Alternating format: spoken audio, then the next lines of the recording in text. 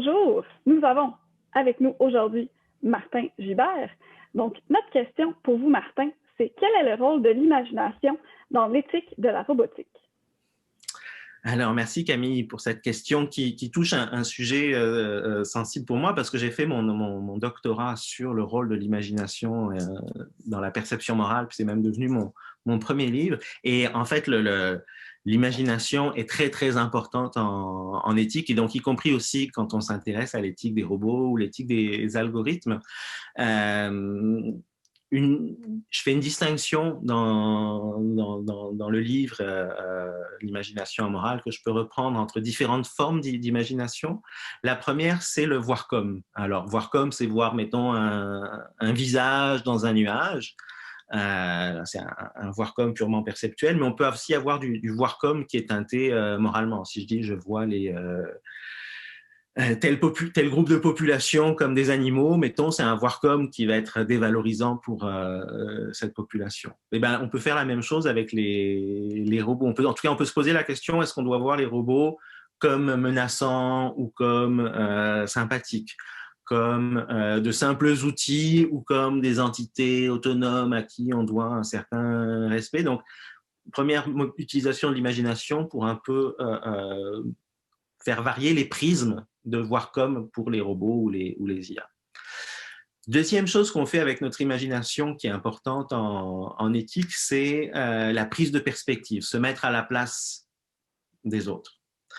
L'empathie, par exemple. L'empathie, ça mobilise de l'imagination et de l'affect. L'empathie, c'est éprouver le même affect qu'éprouve la cible sur laquelle on fait de l'empathie. Alors, faire de l'empathie avec des robots, en l'état actuel du développement des robots, ça n'a pas de sens. Ça serait de l'empathie erronée, si on veut, parce que les robots n'ont pas d'affect. Donc ça, c'est pas là que ça va être intéressant. En revanche, on peut faire de l'empathie, on peut essayer de se mettre prendre la perspective tout simplement de personnes qui vont être amenées à utiliser des robots. Donc voilà, si on veut fabriquer un robot qui va s'occuper des personnes âgées, ben on essaye de se mettre à la place des personnes âgées pour voir si c'est bien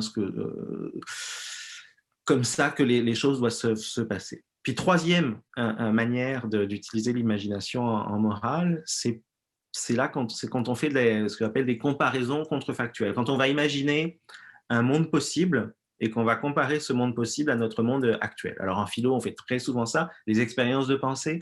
En philo, c'est un peu ça, mais c'est aussi tout à fait utile pour penser l'éthique des robots, d'imaginer voilà, à quoi ressemblerait un monde possible où l'usage des robots sexuels ou des robots militaires ou des robots de transport serait hyper répandu, à quoi ça ressemblerait, et est-ce que c'est bien ou mal, et en fonction de ça, est-ce qu'on se guide vers ce monde possible-là avec ce type de robot. La science-fiction fait beaucoup ça, c'est pour ça que c'est intéressant en éthique de regarder la science-fiction, comment est-ce qu'elle a traité des robots. Et là, on pourrait se poser la question de mais comment ça se fait, puis ça c'est une question plus générale sur l'imagination, comment ça se fait quand, après tout, l'imagination, on imagine ce qu'on veut, quoi. Il n'y a pas de limite. Si je décide d'imaginer un chat à deux têtes, je peux imaginer un chat à deux têtes, quand bien même ça n'existe pas en réalité. Mais comment ça se fait que notre imagination puisse nous être d'une quelconque utilité pour comprendre ce genre de choses? Et là, ce qu'il faut voir, c'est qu'en fait, quand on imagine, même si potentiellement on peut imaginer n'importe quoi, en fait, on n'imagine jamais n'importe quoi. On imagine en suivant des règles.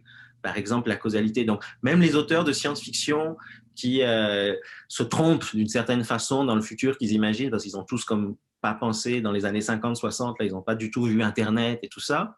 Donc, ils vont parler de robots, mais sans qu'il y ait toutes ces structures autour de l'informatique et des ordinateurs, mais ils sont quand même obligés à avoir une certaine cohérence. Donc, on apprend des choses sur la cohérence qu'ils donnent dans leurs nouvelles ou dans leurs romans. Et c'est la même chose en éthique. Même si on n'a pas tous les éléments, le simple fait de chercher de la cohérence quand je j'imagine comment ça pourrait se passer un monde avec des robots de transport partout et des robots sexuels partout, je peux en tirer des informations. Donc l'imagination peut nous apprendre des choses en éthique.